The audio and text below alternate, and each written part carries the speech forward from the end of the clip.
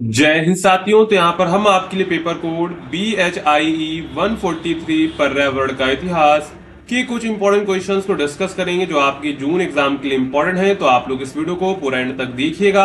अगर आपको ये क्लास पसंद आती है तो वीडियो को लाइक एंड जो है चैनल को सब्सक्राइब करना मत भूलिएगा, जिससे आने वाली क्लास की नोटिफिकेशन आपको मिलती रहेगी। साथ में आप लोग जो है टेलीग्राम को जरूर ज्वाइन कर लीजिएगा, जिससे वहां पर आपको इस क्लास की PDF प्रोवाइड हो जाएगी। और अगर आप लोग इस सब्जेक्ट के गेस्ट पेपर को परचेज करना चाहते हैं, जिसमें आपको सभी इंपॉर्टेंट क्वेश्चंस मिल जाएंगे, साथ में उसमें आपके जो है PYQ में जो भी इंपॉर्टेंट क्वेश्चंस है वो भी आपके इस गेस्ट पेपर में इंक्लूड होंगे। अगर आपको उसको डाउनलोड करना है तो सिंपली आपको गूगल पे जाना है और सर्च करना है shop.hindustanknowledge.com। इस वेबसाइट की लिंक आपको जो है डिस्क्रिप्शन में मिल जाएगी, तो वहां से आप लोग इसको एक्सेस कर लीजिएगा। नहीं तो आपको डिस्क्रिप्शन में एक नंबर दिया गया, नहीं तो आप लोग उस पर व्हाट्सअप कर सकते हैं। तो यहाँ पर जो है नेट थोड़ा स्लो है, इसलिए वेबसाइट लोड हो जाएगी, तो वहां से आप लोग डाउनलोड कर लीजिएगा। नहीं तो डिस्क्रिप्शन में आपको एक नंबर दिया गया है, उस नंबर पे आप लोग जो है व्हाट्सअप करके जो है वहां से PDF प्राप्त कर सकते हैं। तो चलते हैं यहाँ पर। पहला प्रश्न क्या है, पारिस्थितिकी और पर्यावरण के संरक्षण के लिए चलाए गए सामाजिक आंदोलनों पर जो है एक टिप्पणी लिखनी है। यानी कि पारिस्थितिकी और पर्यावरण के संरक्षण के लिए जो आंदोलन चलाए गए थे उन पर यहाँ पर टिप्पणी लिखनी है। तो यहाँ पर देख लेते हैं आंदोलन कौन कौन से हैं।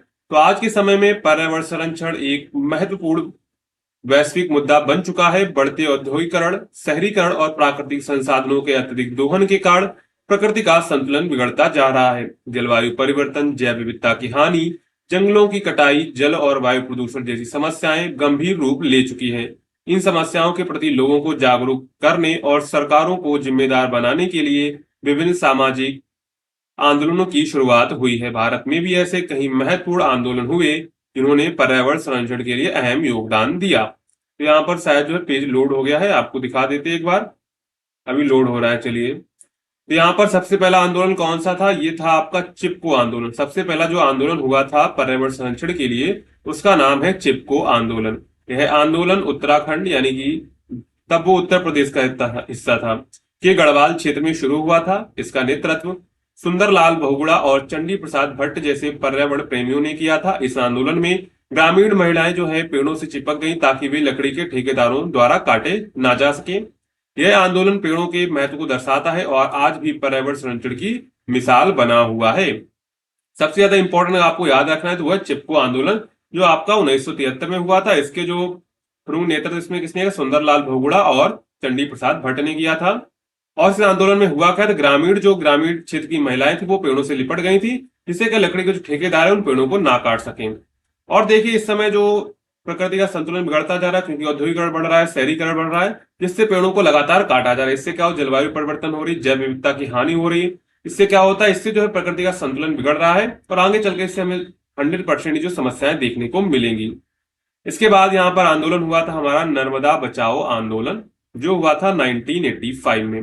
तो यह आंदोलन नर्मदा नदी पर बनाए जा रहे बड़े बड़े बांधों के खिलाफ था, जिसका नेतृत्व मेधा पाटकर ने किया। इस आंदोलन का मुख्य उद्देश्य था कि बांधों के कारण विस्थापित हो रहे आदिवासी और ग्रामीण लोगों को न्याय मिले और पर्यावरण को नुकसान ना पहुंचे। इस आंदोलन ने विकास बनाम पर्यावरण की बहस को जन्म दिया और सतत विकास की ओर ध्यान आकर्षित किया था।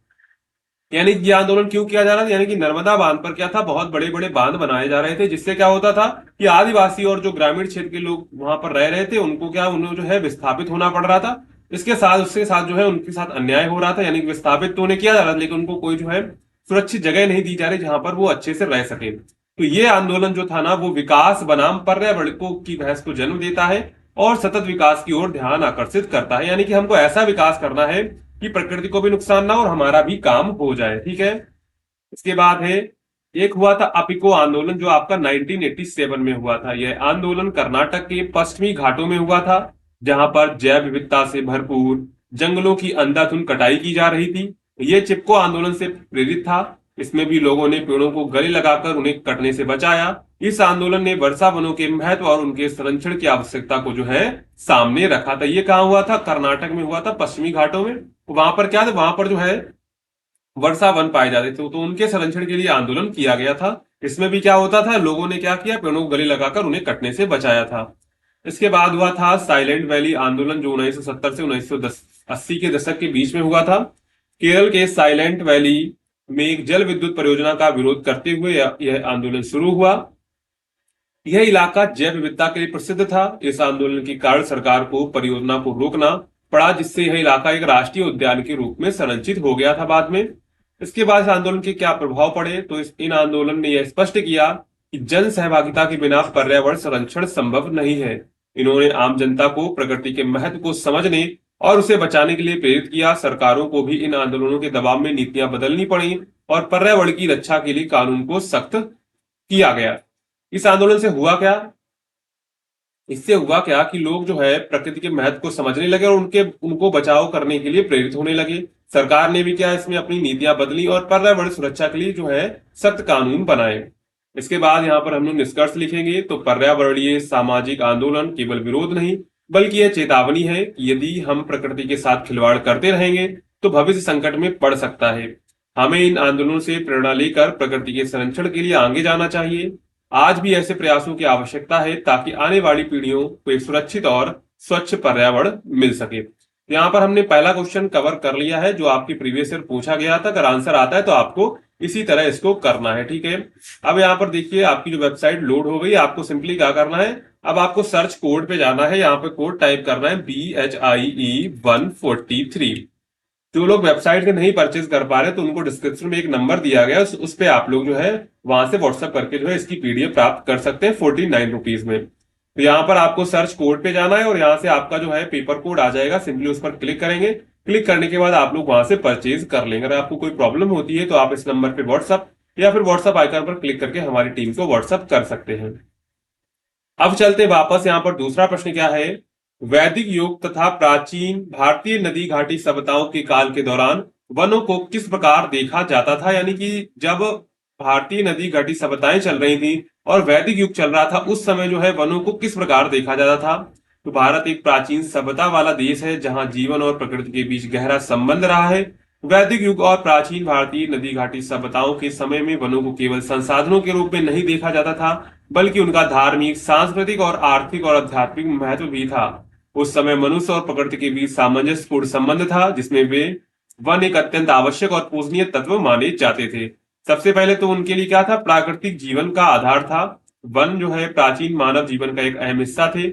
सिंधु घाटी सभ्यता लगभग 2500 ईसा पूर्व के समय लोग कृषि और पशुपालन पर निर्भर थे और इन कार्यों के लिए वनों से लकड़ी, चारा, औषधियां, ईंधन आदि प्राप्त होते थे। वे वनों को दोहन का स्रोत मानने की बजाय उसका संरक्षण भी करते थे क्योंकि वे जानते थे कि प्रकृति का संतुलन बनाए रखना जरूरी है। यानी कि हमारे जो सिंधु घाटी सभ्यता में लोग रहते थे तो वो भी जानते थे कि पेड़ों को संरक्षित करना आवश्यक है। लेकिन आज की जनरेशन में जो इतने लोग पढ़े लिखे तब भी नहीं समझ रहे हैं कि प्रकृति के साथ हमको संतुलन बनाए रखना है। इसके बाद वैदिक युग में वनों का महत्व होता था। वैदिक साहित्य में जैसे ऋग्वेद, यजुर्वेद, अथर्ववेद आदि में वनों और प्रकृति के महत्व को विस्तार से वर्णन मिलता है। ऋग्वेद में वनस्पति, अरण्य और वन जैसे शब्दों का प्रयोग बार बार हुआ है। वनों को देवताओं का निवास माना गया था। पेड़ों और पौधों को जीवित और पूज्य माना जाता था। तुलसी, पीपल, वट, अश्वत्थ आदि पेड़ विशेष रूप से पूजनीय थे और अब भी पूजनीय है। इसके बाद आश्रम व्यवस्था में वनों की भूमिका, यानी कि जो भी आश्रम व्यवस्था होती थी वो भी वनों में होती थी। वैदिक काल में जीवन को 4 आश्रमों यानी कि ब्रह्मचर्य, गृहस्थ, वानप्रस्थ और संन्यास में बांटा गया था। इसमें वानप्रस्थ और संन्यास आश्रमों में व्यक्ति जंगलों में रहकर ध्यान, तप और आत्मचिंतन करता था। इस प्रकार वन जो है आत्मिक और मानसिक शांति का स्थान भी बन गए थे। इसके बाद वनों का धार्मिक और सांस्कृतिक महत्व भी था। वनों को देवी देवताओं का निवास स्थल माना जाता था। कई धार्मिक ग्रंथों में वर्णन है कि ऋषि मुनि वनों में अपने आश्रम बनाकर ज्ञान, यज्ञ और तपस्या करते थे। महर्षि वाल्मीकि, वशिष्ठ, विश्वामित्र और अन्य अनेक ऋषियों के आश्रम वनों में स्थित थे। रामायण और महाभारत में वनों का विशेष वर्णन मिलता है जहां जो है नायक अनेक वर्ष वनवास में निवास करते हैं। इसके बाद पर्यावरण संतुलन का ज्ञान। प्राचीन भारतीयों को यह ज्ञान था कि वनों से वर्षा होती है, नदियों का प्रवाह संतुलित रहता है और जीवन को ऊर्जा मिलती है। इसलिए वे वनों की कटाई से बचते थे और पौधों को जो है बोने का धर्म समझते थे। क्या करें, पौधों को जो है बोने को धर्म समझते थे, यानी कि पौधे हम लगाएंगे तो ये हमारा धर्म है। इसके बाद यहाँ पर हम लोग निष्कर्ष देंगे और आंसर समाप्त करेंगे। तो प्राचीन भारत में वनों को केवल आर्थिक संसाधन नहीं बल्कि सांस्कृतिक, धार्मिक और आध्यात्मिक धरोहर के रूप में देखा गया। वैदिक काल और नदी घाटी सभ्यताओं ने पर्यावरण और प्रकृति के साथ जीने का एक संतुलित और आदर्श रूप प्रस्तुत किया। आज की पीढ़ी को इन मूल्यों से प्रेरणा लेकर वनों का संरक्षण करना चाहिए ताकि पृथ्वी पर जीवन का संतुलन बना रहे। ठीक है, तो यहाँ पर देखिए आपके जो है दो क्वेश्चन को हमने कवर कर लिया है। इसके बाद यहाँ पर चलते हमारा तीसरा क्वेश्चन क्या है, 2017 की राष्ट्रीय स्वास्थ्य नीति पर चर्चा कीजिए। यानी कि 2017 में जो राष्ट्रीय स्वास्थ्य नीति आई थी उसके बारे में यहाँ पर हम लोग लिखेंगे। 2017 की राष्ट्रीय स्वास्थ्य नीति यानी कि national health policy NHP Bharat सरकार द्वारा 19 मार्च 1917 को जारी की गई थी, जिसका मुख्य उद्देश्य सर्वोत्तम स्वास्थ्य कल्याण सुनिश्चित करना था। यह नीति स्वास्थ्य सेवा के क्षेत्र में व्यापक परिवर्तन की रूपरेखा प्रदान करती है। तो नीति का उद्देश्य और इसका दृष्टिकोण क्या था, स्वास्थ्य की सार्वभौमिक पहुंच। यानी नीति का लक्ष्य था कि हर व्यक्ति को गुणवत्तापूर्ण स्वास्थ्य सेवा मिले, जिससे किसी को भी रोग का इलाज कराने में आर्थिक तंगी न झेलनी पड़े। इसके बाद रोकथाम और स्वास्थ्य संवर्धन, केवल इलाज पर निर्भर रहने की बजाय बीमारी को रोकना और स्वास्थ्य जीवन को बढ़ावा देना नीतियों का मुख्य उद्देश्य था। इसके बाद यहाँ पर सार्वजनिक स्वास्थ्य व्यय, वर्तमान में स्वास्थ्य पर सरकार खर्च लगभग 1.5 से लेकर 1.5% जीडीपी था। नीति में इसे क्रमशः 2.5 तक बढ़ाने का लक्ष्य है, जिसे 2025 तक हासिल किया जाना चाहिए था। इसमें 2/3 संसाधन प्राथमिक स्वास्थ्य सेवाओं जैसे स्वास्थ्य और वेलनेस केंद्र पर केंद्रित होंगे। इसके बाद है प्राथमिक स्वास्थ्य और बुनियादी ढांचा। तो हेल्थ एंड वेलनेस सेंटर्स प्राथमिक स्तर पर व्यापक स्वास्थ्य सेवाएं, जिसे नॉन कम्युनिकेबल डिजीज, मानसिक स्वास्थ्य और वृद्ध जन देखभाल शामिल है। इसके बाद इसी में आपातकालीन सेवाएं, प्रति 1000 लोगों पर 2 बेड की व्यवस्था ताकि गोल्डन हॉवर पहले घंटे में तुरंत उपचार मिल सके। निःशुल्क सेवाएं, सरकारी अस्पतालों में मुफ्त दवाएं, जांच और आपातकालीन उपचार नीतिगत रूप से सुनिश्चित किए गए। इसके बाद पारंपरिक चिकित्सा का एकीकरण, यानी कि आयुर्वेद, योग ज्ञान, यूनानी, सिद्ध और होम्योपैथी को मुख्य धारा की स्वास्थ्य सेवा में सम्मिलित कर उनके साथ समन्वित क्लिनिकल पद्धतियां लाने की योजना थी इसके अंतर्गत। इसके बाद इसमें था डिजिटल स्वास्थ्य सुधार करना। फैमिली हेल्थ कार्ड, परिवारों के स्वास्थ्य कार्ड को इलेक्ट्रॉनिक रूप से सुलभ बनाने हेतु डिजिटल स्वास्थ्य पहचान और कार्ड सिस्टम प्रस्तावित किया गया। इसके बाद है टेलीमेडिसिन और ई हेल्थ यानी दूरस्थ क्षेत्रों तक सेवाएं पहुंचाने हेतु तकनीक का उपयोग बढ़ाने की दिशा में कदम बढ़ाया गया। इसका लक्ष्य क्या था 2025 तक, तो जीवन प्रत्याशा जो थी वो कितनी होनी चाहिए थी, 67.5 साल से बढ़कर 70 साल करनी थी। शिशु मृत्यु दर घटाकर 28 प्रति 1000 जीवित 2019 को थी ना, उससे क्या करते हैं 5 वर्ष से कम आयु के बच्चों की मृत्यु 23 करनी है।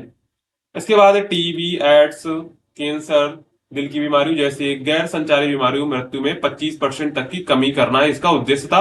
और जो शिशु मृत्यु दर थी ना वो घटकर 28 प्रति जो है 1000 जीवित जन्म 2019 तक करनी थी। शिशु टीकाकरण जो है 90% से अधिक गर्भवती मां और सुरक्षित प्रसव को 90% से अधिक बढ़ाना था। माता और बच्चे की सुरक्षा हेतु मृत्यु दर में कमी, यानी कि MMR को 100 तक करना था और TFR को 2.1 तक करना था। अब यहाँ पर कार्यान्वयन के उपाय क्या क्या कर सकती है सरकार, तो राष्ट्रीय स्वास्थ्य प्रमाणन संगठन यानी कि NHCSO मानकों, प्रोटोकॉल, शिकायत निवारण स्थापित करने हेतु लोक निजी साझेदारी यानी PPP, स्वास्थ्य ऊर्जा को तेजी से बढ़ाने में निजी क्षेत्रों को रणनीतिक भागीदारी देना, स्वच्छ भारत पोषण, धूम्रपान नियंत्रण जैसे समग्र हस्तक्षेप, मानव संसाधन विकास, पारिवारिक चिकित्सा, पैरामेडिक्स प्रशिक्षण, आंगनबाड़ी एवं आशा कार्यकर्ताओं को सशक्त बनाना। कि उनके द्वारा क्या था, इनको जो है इसको कार्यान्वयन करना था, मतलब कि इसको एग्जीक्यूट करना था। इसके बाद इसमें सरकार को चुनौतियां कौन कौन सी आलोचनाएं झेलनी पड़ी वो देखते हैं। तो यहाँ पर क्या हो, सरकारी स्वास्थ्य व्यय अब भी 1.3 से लेकर 1.5 के करीब है और लक्ष्य क्या रखा गया 2.5, ये भी फेल हो गया। ग्रामीण एवं शहरी क्षेत्रों में सेवा आसमान है, हेल्थ इंफ्रास्ट्रक्चर अभी भी कमजोर है, कोई फायदा नहीं हुआ। मानव संसाधन की कमी जैसे डॉक्टर, नर्स, पैरामेडिक्स कमी विशेषकर प्राथमिक केंद्रों में बनी हुई है, ये भी फायदा नहीं किया। नीति ने स्वास्थ्य को अधिकार तक नहीं पहुंचाया। नई राष्ट्रीय स्वास्थ्य अधिकार अधिनियम नहीं बनाया गया, ये भी फेल था। इसके बाद यहाँ पर हम लोग निष्कर्ष लिखेंगे कि 2017 की राष्ट्रीय स्वास्थ्य नीति ने भारत के स्वास्थ्य ढांचे में बड़ा बदलाव लाने का साहस दिखाया था। स्वास्थ्य को केंद्र में रखकर साझा, योजनाबद्ध और आश्वासन आधारित सेवा व्यवस्था की परिकल्पना, डॉक्टर मरीज सरकार के बीच विश्वास मजबूत करने, परिवारों के डिजिटल स्वास्थ्य रिकॉर्ड लाने और पारिवारिक चिकित्सा को मुख्य धारा में लाने का प्रयास महत्वपूर्ण है। हालांकि वित्तीय प्रतिबद्धता और कार्यान्वयन के मोर्चे पर चुनौतियां अभी भी शेष है, यानी कि इसमें कोई जो है ज्यादा चेंजमेंट नहीं हो पाया। यदि हम 2.5% GDP लक्ष्य को समय रहते प्राप्त कर लें तो प्राथमिक स्वास्थ्य तंत्र को मजबूत कर दें और मानव संसाधन की कमी पूरा कर दें तो यह नीति भारत को एक स्वस्थ राष्ट्र बनाने में निर्णायक साबित हो सकती है। तो यहाँ पर टोटल हमने लोगों ने 3 क्वेश्चंस को डिस्कस किया जो आपके एग्जाम के लिए इंपॉर्टेंट है। तो अगर आपको ये वीडियो पसंद आई हो तो वीडियो को लाइक करिएगा, चैनल को सब्सक्राइब जरूर कर लीजिएगा। मिलते हैं अगली क्लास में।